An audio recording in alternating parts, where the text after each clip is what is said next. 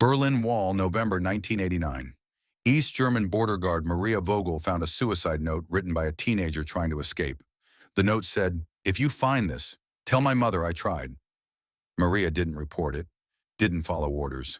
Instead, she tracked down that teenager, found him hiding in a basement, helped him escape to West Berlin, saved his life, got arrested for it, spent 2 years in prison. But that teenager lived, became a doctor, saved hundreds of lives. 35 years later, Maria's daughter learned that reading someone's private words without permission is sometimes the only way to save them. Maria Santos pushed her cleaning cart through Riverside Public Library in Cedar Falls, Iowa. Thursday evening, October 2016. 9 p.m., closing time. She was 62 years old, worked as night janitor for 18 years. Same library, same shift, same routine. Loved her job, loved the quiet, loved the books. Even though she couldn't read most of them. English was her second language, Spanish first, but she understood enough, understood the important things. Maria checked the lost and found box, part of her nightly routine. People left things, books, glasses, umbrellas, keys, usually nothing important, but she checked anyway. That night, the box had one item, a notebook, small, purple, worn at the edges, the kind teenage girls carry. Maria picked it up, opened it, looking for a name, an address, some way to return it. The first page had a name, Emma Richardson, age 16, Cedar Falls High School, no address, no phone number, just a name. Maria should have put it in the lost and found, waited for someone to claim it. That was protocol.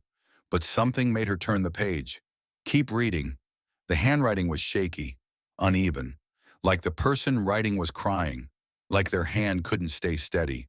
October 14th. I can't do this anymore. Everyone pretends they care, but nobody actually sees me. I'm invisible, even to my own parents. They're too busy fighting to notice I'm disappearing. School is a nightmare. Girls whisper, boys laugh. I eat lunch in the bathroom stall because I have nowhere else to go. I tried to tell Mom I was struggling. She said I was being dramatic. Tried to tell Dad. He said to toughen up. So I stopped trying. I made a decision. Friday night, November 6th. 3 weeks from today. That's when I'll do it. I have pills. Saved them from when Mom had surgery. 50 of them. Enough. I'll write letters to everyone. Tell them it's not their fault, even though it is. Then I'll take them. Go to sleep. Not wake up. Finally be free. Finally stop feeling this pain. Nobody will miss me. Nobody will care. I'll just be gone. And maybe that's better for everyone. Maria dropped the diary, her hands shaking, heart pounding. She picked it up again. Read the date, October 14th. Today was October 27th. The girl planned to die the November 6th, 10 days away. Maria grabbed her phone, hands trembling, dialed 911. What's your emergency? I found a diary, Maria said, her English broken, panicked. A girl. She's going to kill herself. November 6th. She has pills. I need help. Ma'am, slow down. What's the girl's name? Emma Richardson, 16 years old, Cedar Falls High School. Where is she now? I don't know, Maria said. I just found her diary, in the lost and found. At the library. The operator paused. Ma'am, you're reporting a potential suicide based on a diary entry? Yes, Maria said. Please. She's going to die in 10 days. You need to find her. The operator took Maria's information, said someone would follow up. Maria hung up, stared at the diary, read more pages. Every entry was pain, bullying, loneliness, desperation. A child screaming for help in written words nobody was reading. Until now. Maria couldn't just wait, couldn't just hope the police would find her in time. She grabbed the diary, locked up the library, drove to Cedar Falls High School. It was 10 p.m. School was closed, dark, empty. She tried the doors, locked. She sat in her car, in the parking lot, didn't know what to do. Then she remembered. The diary mentioned eating lunch in the bathroom. 3rd floor, girls' bathroom. Maria had cleaned that school 5 years ago. Different job. She knew the layout, knew there was a side door that sometimes didn't lock properly. She checked it. Unlocked. She went inside. Walked to the third floor. Quietly. Flashlight from her phone. The hallway was dark, creepy. She found the bathroom. Opened the door. Called out. Emma, are you here? It's Maria.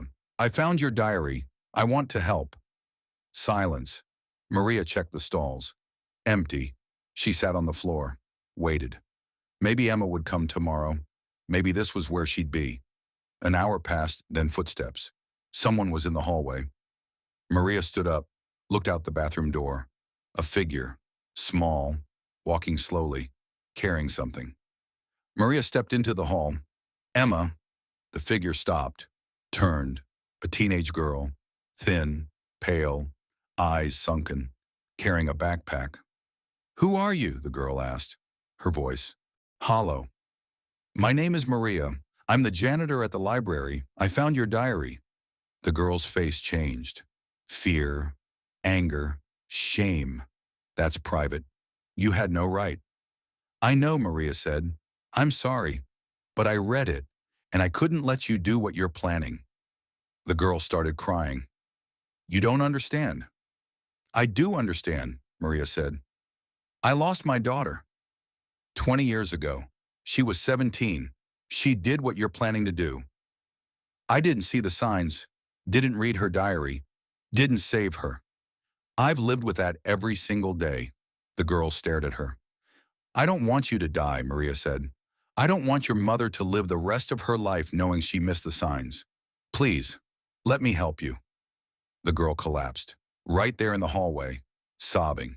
Maria ran to her, held her, rocked her, like a mother, like her own mother should have. I can't do this anymore, Emma whispered. I know, baby, Maria said. I know, but you don't have to do it alone. Not anymore. Maria called 911 again.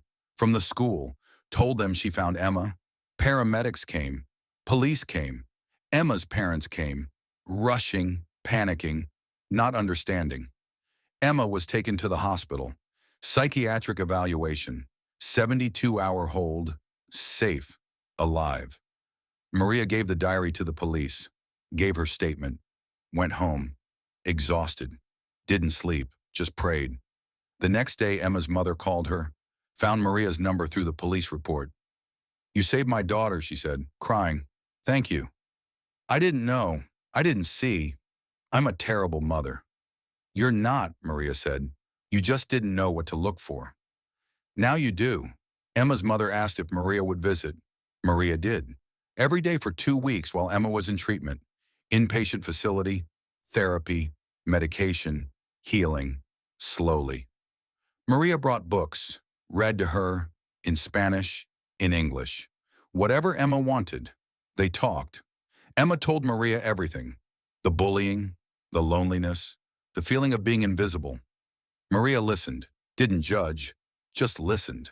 When Emma was discharged, Maria stayed in her life. Not as a janitor, as something more. A friend, a mentor, a second mother. Emma's parents tried to pay Maria, to thank her. Maria refused. You don't pay someone for caring, Maria said. You just care back. 10 years later, Emma was 26 years old.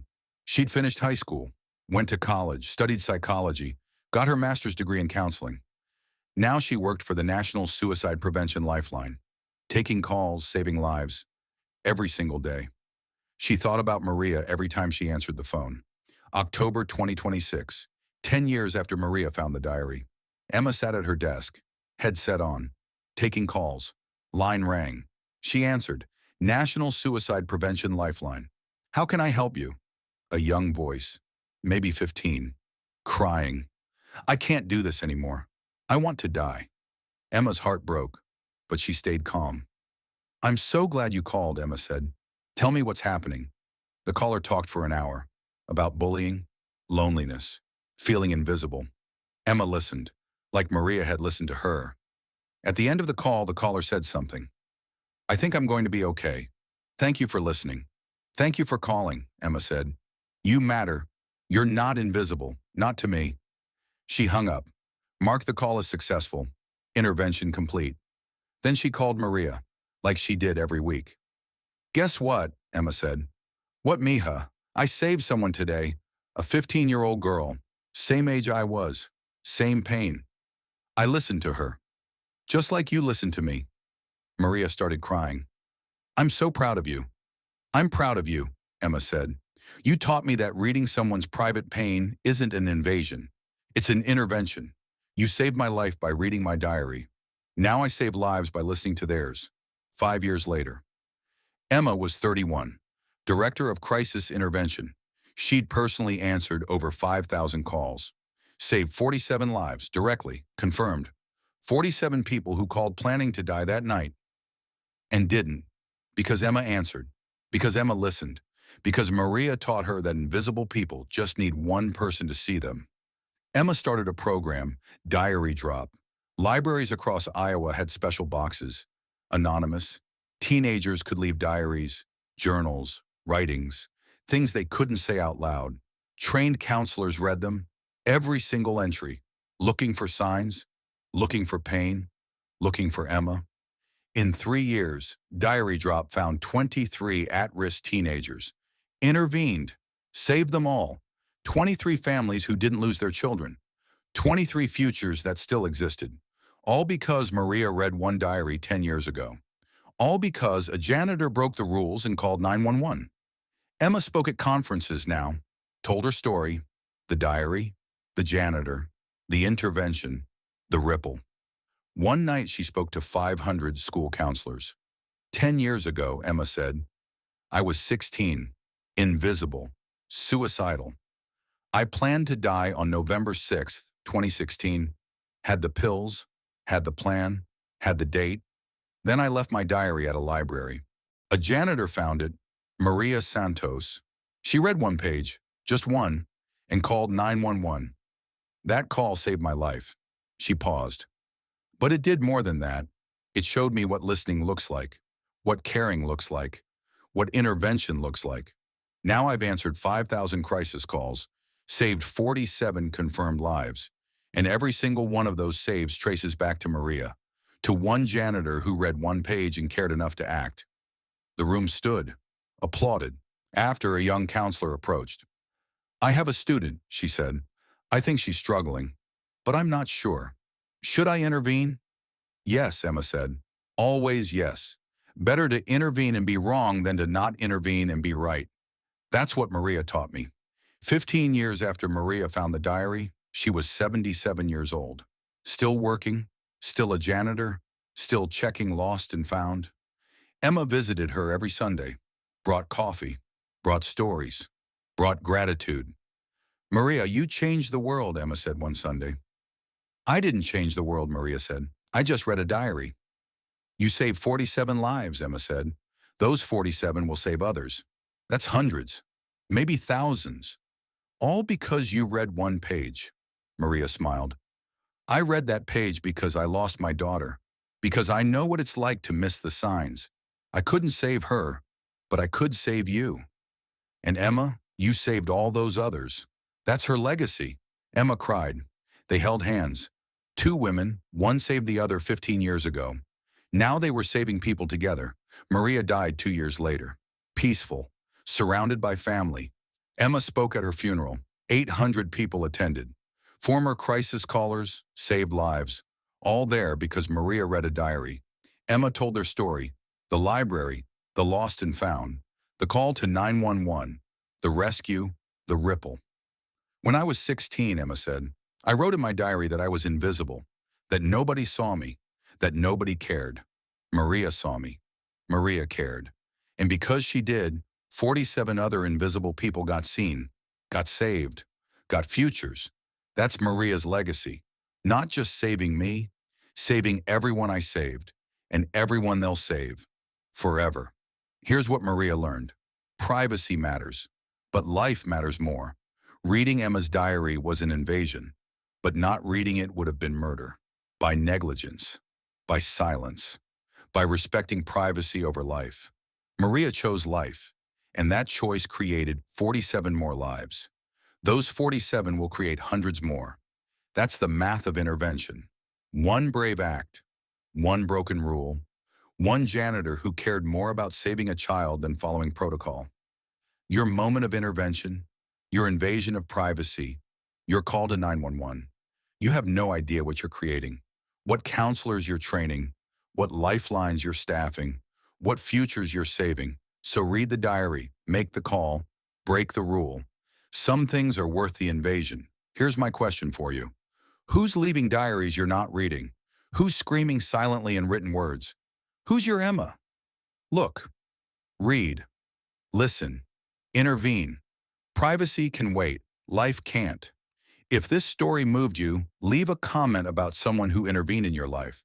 Subscribe if you believe in janitors who call 911. Share this story because someone watching is writing their own suicide note right now. And someone else can read it, can save them. We read the private words.